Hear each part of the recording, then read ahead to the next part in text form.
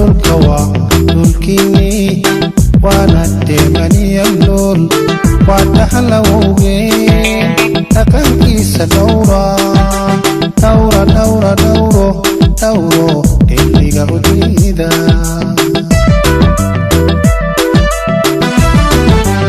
allan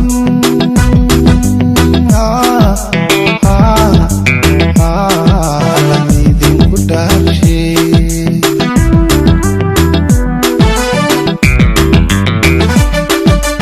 dulkawa dulkini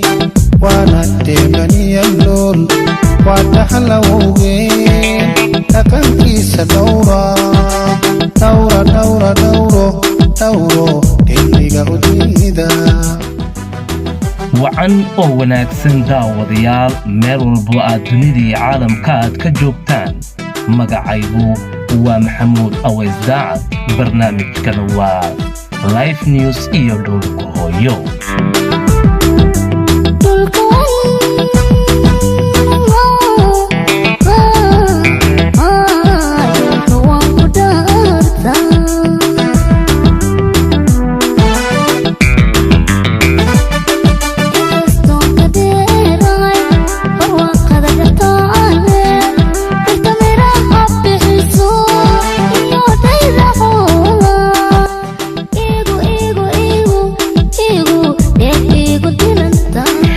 barnaamij goor waliba aynu ku qaadaadhigeeno haddaba daawade maxaase Soomaaliya sidani u galaya yaase jecel burburintii dhulka hooyo inkastoo indhahaagu ay tusaale ku yihiin aragti dheerna ay leeyihiin Soomaaliya yaase burburinayo yaase doonaynin dawlad dhis yaase doonayo in dawladda ay dhulka afka darto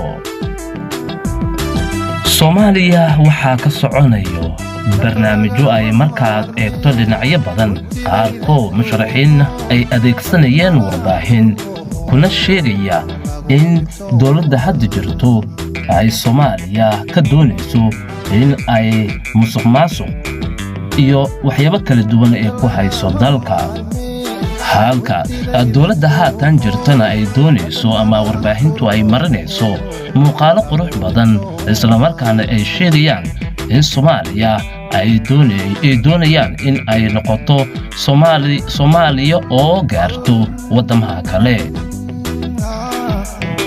daawade barnaamijka ayaynu ku qaadaadhigeynaa adiguna ha iska bedelin aaladda aad naga daawanayso haddii ay noqon lahaayeen Facebook YouTube iyo weliba sidoo kale aalad live stream hii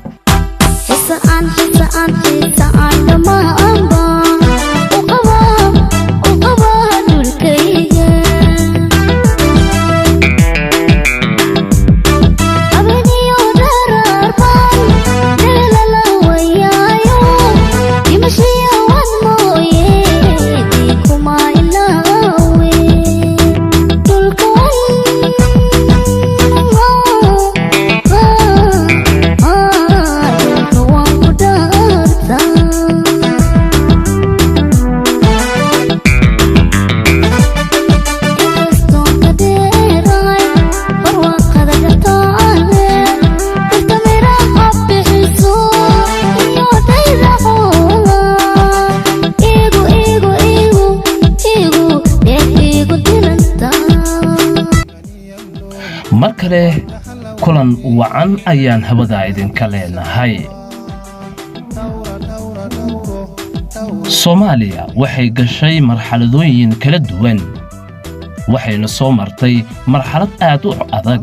isla markaana dhaligay dagaalo beeleedyo hogaamiye kooxeedyo iyo sidoo kale caruurta iyo haweenka oo la jirdilay oo la kufsaday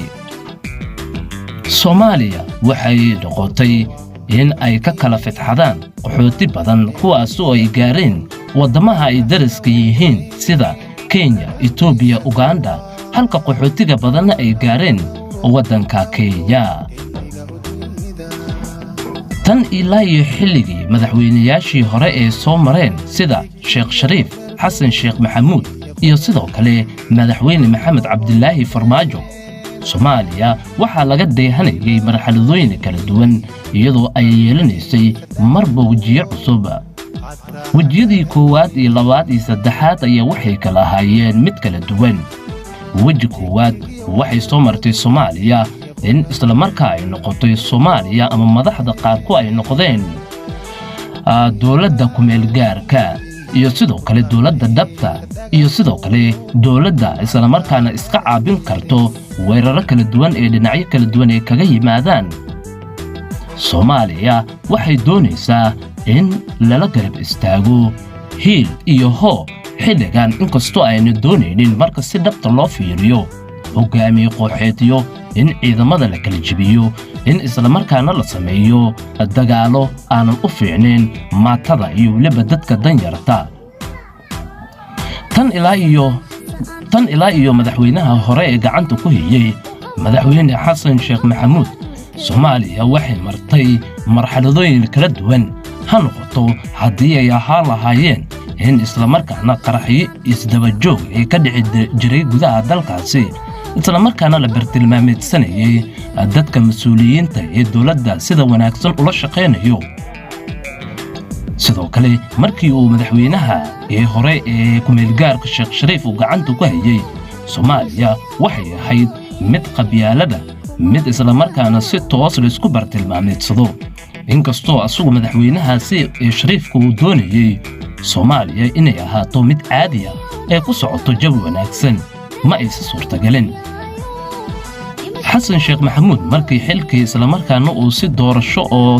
doorasho toos looga qaaday uuna ku dabaashay madaxweyne maxamed cabdilaahi farmaajo Soomaaliya waxaa hakad galay qaraxyadii isdaba jooga inkastoo ay dhaceen qaraxii ugu xumaa ee abid ee Soomaaliya marto ee qaraxii Soobe waxaa ku dhamaaday dad badan. inkastoo bulshada qaarkood markaad eegto ay doonayaan Soomaaliya iyo weliba maamul goboleedyada dalka ay u midoobaan xaaladda guud ee dalka, maamul goboleedyada ayaa iyagu waxay ahaayeen kuwa ka dhinac qaraabta ee Soomaaliya isla markaana una safra wadamaha kala duwan ay Soomaaliya dariska yihiin. ma arrintaasina waxaa inkastoo laga sugayay in madaxweynaha uu booqasho kala duwan ku tago wadamada oo xiriirka dhow la leh Soomaaliya. madaxweyne Soomaaliya miyaa madaxweynaha Soomaaliya la dhihi karin mise madaxweyne ayaa looga yeeraa maamul goboleedyada madaxdoodii. dawladaha qaar waxay aaminsan yihiin in madaxweyne uu yahay madaxweynaha guud uu ariminayo maamul goboleedyadana ay yihiin gofernatorayaal ee isla markaana dalalka Soomaaliya waa maamul goboleedyada. haddaba daawade aragtidaadu waa inoo muhiim. waxaan doonaynaa inaan xog badan ku ogaano Soomaaliya waxaa ku jirto beesha caalamka isqabqabsi siyaasadeed dhanka doorashada waxay dawladaha qaarkood ay si weyn ugu faraxsan yihiin burburka ay haatan ku jiraan. ma iyaga ayaa la doonayaa inay isxaliyaan ee Soomaali isla ah mise beesha caalamka doorashada yaase hakad geliyay ma musharaxiintii mise madaxweynaha. Soomaaliya yaase u fiican oo na hogaamin kara talada guusha iskana caabin kara dawladaha ay isla markaa xiriirka leeyihiin. daawada waad ku mahadsantihiin daawashadiina sheel garay asxaabtada gaaran.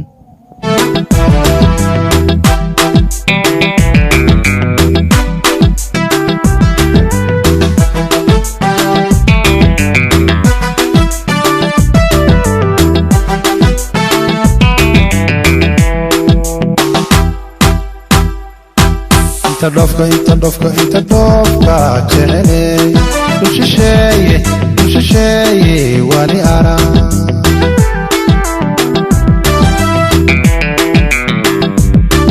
inta dhofka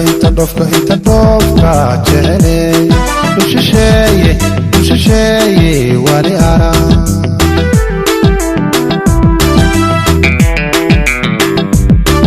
nafta lagama maarme murtidayda dhuuxo hadan malaha qurboho mana lagu dhibtooda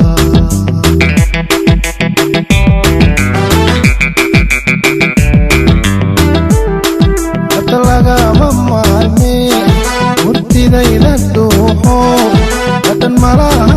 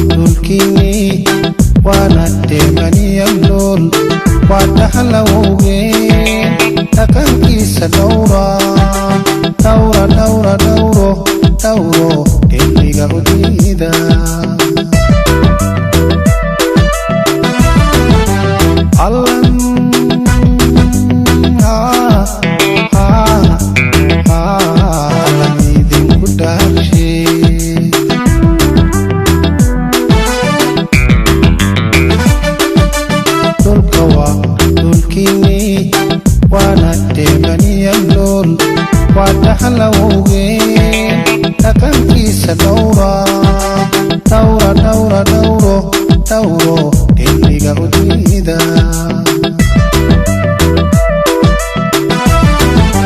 jigjigiyo wardheergoday iyo qoraxay midkoobol qabteen